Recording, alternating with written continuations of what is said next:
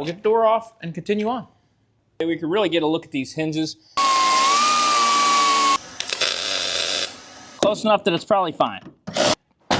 That's like a brand new door. What's going on, guys? Welcome back to the channel. This episode, we are back on my C10. All right.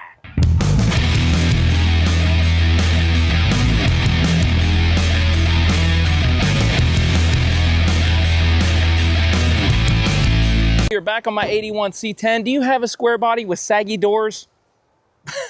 If you have a square body, good chance that you do, because these things are well known for that, right? So they get worn out in the hinge area, the doors tends to sag, it doesn't want to close. This episode, I'm going to show you how to fix that. We're going to change out the hinge pins and bushings in it and get this thing dialed in and hopefully getting the doors closing like new. I got the truck in the shop here, guys, and this is the hardware I'm using. I got this kit on eBay. It's got 4 hinge pins and a bunch of assorted bronze bushings in here that I'm going to use to hopefully fix the hinges up on this so the doors are not sagging and we get it closing hopefully like a new truck. First thing I need to do is get these doors off, and that's the easiest way, in my opinion, to get to these hinge pins and bushings and everything. Just get the door out of the way. My truck has power windows and power locks, so I have to disconnect the harness up under the dash, and I'll pull all that wiring out with the door when I pull the door off. If you just have roll down windows, hey, that's going to be a lot quicker and easier for you and one less step that you got to do. We'll get the door off and continue on.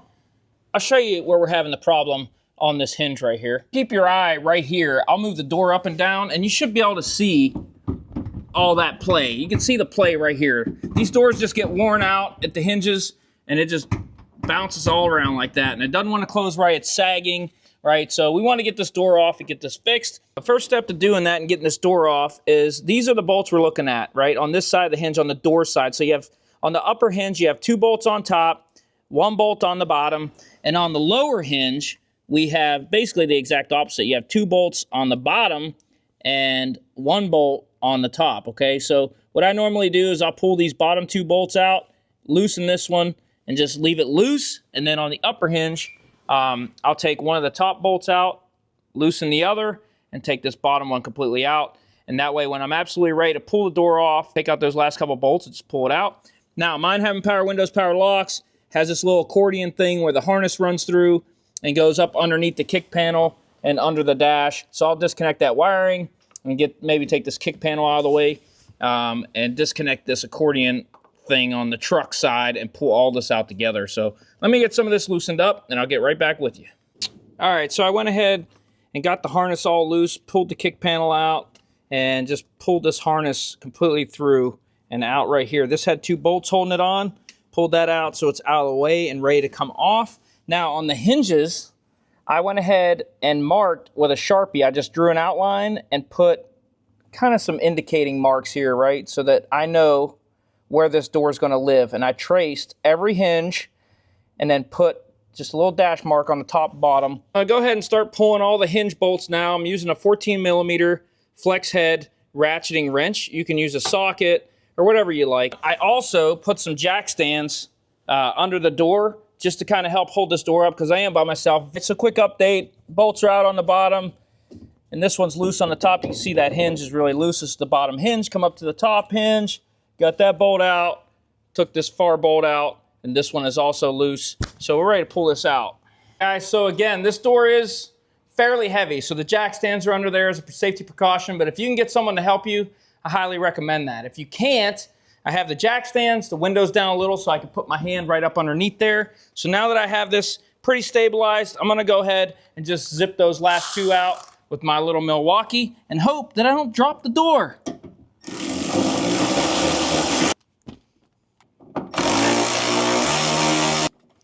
Okay, the bolts are out. You can see the door is now loose. We'll just pick this up and pull the door straight back. And there you go, the door's free. So I'm just gonna set it up against the side of the truck here and out of the way. Now that the door's out of the way, we can really get a look at these hinges.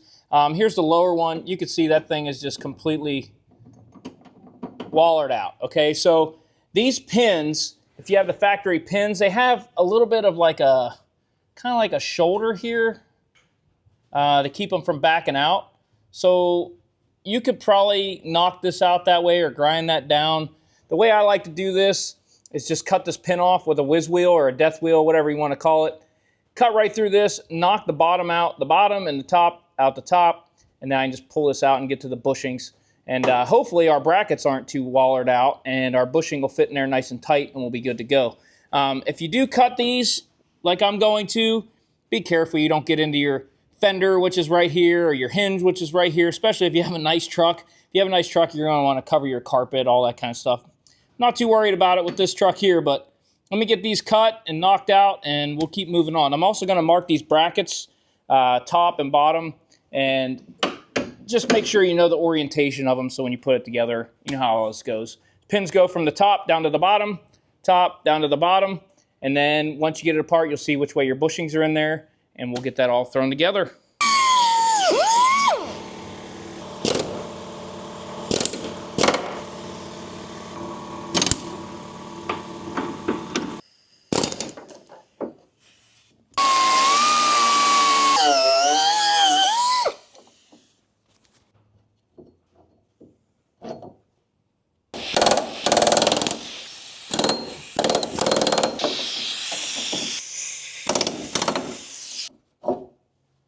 All right, now that we got the pins out and the hinge off, we're gonna get the brass bushings that are left in there, and I'm just gonna continue using my rivet gun and a punch. You can use a regular punch and a hammer, and I'm just gonna go ahead and knock these out.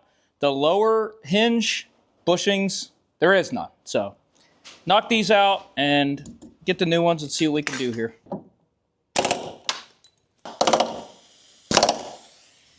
All right, now that that's all out of the way, I just want to show you real quick the bushing. You can see what kind of shape they were in there. And the bottom, the only thing left of the bottom was literally just the hat of it. That's it. There was nothing left. So the pins, this is kind of what they do from the factory. I don't know if you could see that, where it's smashed into like, almost like a little hat. They just kind of smear the metal up. They just probably hit it with a chisel or something. I'm not sure how they do it, but just keeps that pin from walking out of there. Well, that makes it difficult if you're trying to pound it out, and that's why I cut them and knock them that way and that way. So that's the reason behind that. Now I'm gonna get my bushings and start setting up to install those, and I'll show you how to do that real quick. All right, so the kit that I bought on eBay, it comes with 4 pins, it comes with 8 nominal size bushings and 4 oversized bushings. These pins are shouldered and splined so that it'll lock into place. This is enough to do both doors. Your nominal bushings is what you'll use. This is like a factory style bushing.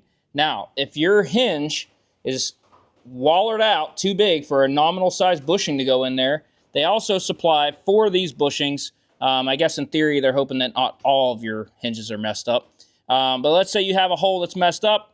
You could take one of these. It's also splined kind of like the bolt. You'll open that hole up a little bit more with a drill bit because it would be wallered out all strange. So you'll even it up with a drill bit to where it's smaller than this, so you have a tight fit, and then you'll knock this into place and you'll use this bushing instead. That way you can essentially repair your hinge and you don't have to replace the hinge. So I'm gonna go ahead and get set up with these bushings here and make sure they all fit good. Get them, I'll show you how I press them in, and then we'll move on from there. Let me show you how I install these little brass bushings.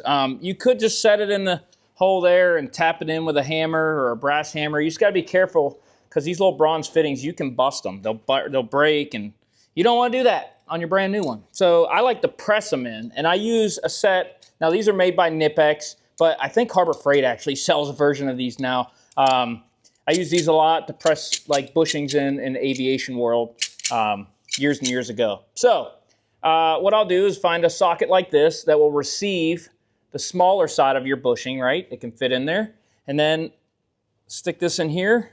And the reason these are nice, instead of just regular channel locks, these are parallel pliers, okay? So they move in a parallel motion, so they squeeze nice and square, as opposed to like channel locks, they kind of like have an angle and they bite. These don't. These press in nice and square. So that's why these work so well for this application. So I just set this right there, have this adjusted to where you need it, set it right on top, and then you just squeeze it in. So you get it all lined up and give it a nice squeeze. Look how nice that is. Presses it in perfectly. It's nice and flat, and this will work, and this is dialed in and ready to go. So now I'll just go ahead and continue on with this one and get them all pressed in. And once we do that, then we'll start putting the hinges back on. That all of our bushings are installed in the correct direction. You can see the top comes in from the top, bottom comes in from the bottom. The reason for that is so when you slide your door hinge piece on, they're kind of like trapped in between this bracket here so that they can't walk their way back out. Also, check your bracket that goes on the door to make sure that these holes aren't wallered out. So the top is where this shouldered piece will go, where it's splined, and make sure that fits in there nice and tight. This one is. And also where it comes out on the bottom, right? So just slide your pin in and make sure that isn't oversized and wallered out. Normally these brass bushings wear out long before this bracket does, but you never know. Also, when you slide your bracket on, so you can slide on like this, put it in place, well, now that's backwards. Make sure you don't do that. You want to slide it on the correct direction, just pay attention, and then just start sliding this in.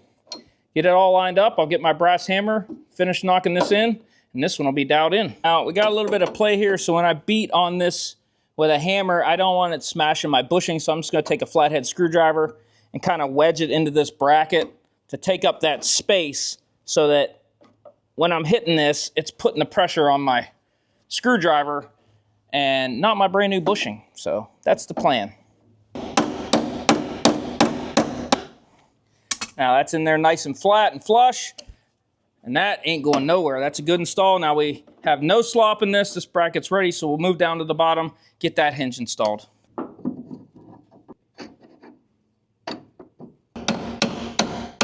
So I got both hinges installed on the truck. They both feel good. There's no play in them. Now the factory I showed you earlier did this to the end of this pin. They kind of mushroom it out a little bit so they can't walk itself out. Most people stop at this point and go ahead and throw the door on. But I'm going to go ahead and put a tack weld right on the bottom of this pin just to keep that from coming out, just kind of like the factory did. I don't have the means of doing this, but I can just put just a little tack weld right on the very bottom of it just to keep that pin from walking out. If I ever need to change them again, I'll do the same thing. I'll just cut the pin in half, knock it out both ways. These pins are fairly affordable, and hopefully it'll be a long time before I need to go ahead and take these pins out again to mess with it. So I'm going to go ahead and do that, and then we'll get the door thrown on.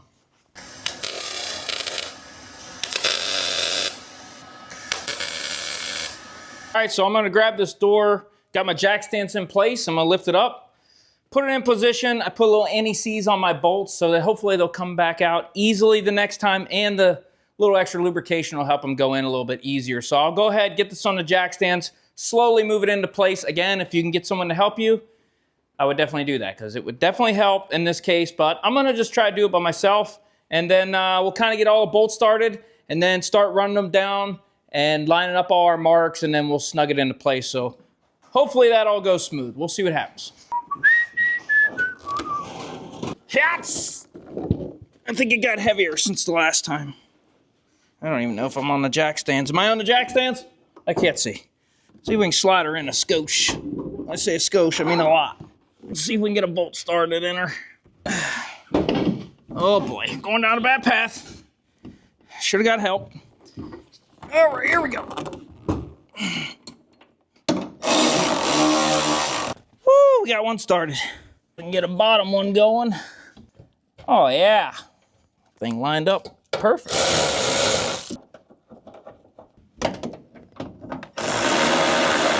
Get her all lined up, hopefully. That looks pretty close. So I think the door's got a twist. Yep, Locking that one in. Locking that in. Nope, not. Back it back off. Close. Real close. Close enough that it's probably fine. A socket. All right. Back in action. Come on. So we're close, but we're also not lined up. Perfect. I got the door snug, and it's really close to all my marks. I'm going to run the wiring harness in. That way I can close the door and kind of see where I'm at. Get it adjusted and dialed in, and then should be pretty much wrapped up. I have one more thing I got to show you that's going to make this door close.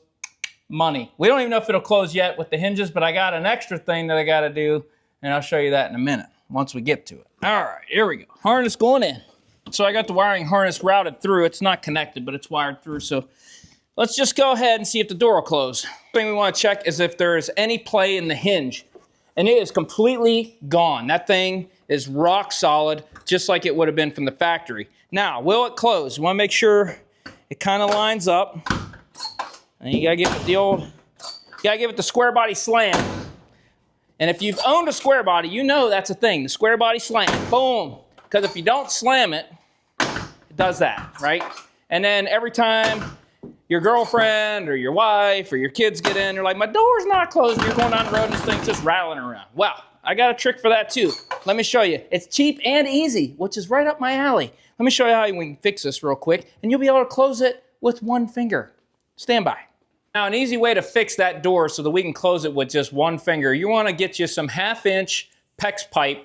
This is a 5-foot stick. It's like $4 down at the local parts, like Home Depot or Lowe's or wherever. You can get it in 2-foot sticks too. It's like $2, but we only had the 5-foot stick, so that's what I had to get. And it comes in white, red, blue. I would have got red to match the truck, but they were out of it. They only had the white, so that's what we're going with. So we're gonna make a bushing to put on this lock pin right here, and this baby will close like butter. Let me show you what we're gonna do. The door jamb here, you have this lock pin where your door actually latches, okay? So we wanna kind of beef this up. The factory had like a bushing, but those are usually long gone by the time you get it, or I get it. So we wanna make a new bushing, so we'll just take this PEX, stick it just like that to get our measurement, and it's gonna fill this void right here. So I just kind of crudely mark it, and we'll go ahead and cut this off, and then next step will be put a slice in this like this so that we can open it up and slide it over that pin. So let me cut this down to length, and then I'll split it down the middle, and then I'll show you what we're gonna do, and we'll see if it fixes our problem. I used a bandsaw to cut it down to size, and then I just stood up, held it with a pair of pliers, and zip, cut that right there. If you don't have a bandsaw, you use a hacksaw, razor blade, whatever. So basically, you just want to come in, open this up, and slide it over this pin, and normally I will put the split towards the inner side of the door so that when the door comes in, it's hitting a solid piece. It's not hitting the split, right? So let's get this on and see if it fixes our issue. It's a good fit right there. Our split's in the back. Here we go, moment of truth. I'm not even gonna look. I'm gonna take one finger and close this, and it's gonna close perfectly. Did it close? Let's check. Boom! Did you hear it latch? I mean, that's like a brand new door right there. Watch this. Hang on, 1981's calling. Yeah, we got new trucks on the lot. Go ahead and give that door a slam. Woo, baby, now we're talking. All right, guys, so that's gonna finish it up for this video. That'll get your hinges fixed. And this will help your door close easier. Sometimes you can just do this little bushing trick, and you got 5 feet left over, so you can cut tons of bushings and use it for different square bodies. If you have more, you're getting more, or use it for something else around the house. I mean, if you buy the 2-foot, it's $2, right? So it's not that expensive. So I'm gonna go ahead and finish the wiring on this, get this dialed in. But until then, I appreciate you watching. Stay tuned for more stuff on this truck and other vehicles around here. Like, subscribe, share, all the YouTube things, and we'll see you in the next video.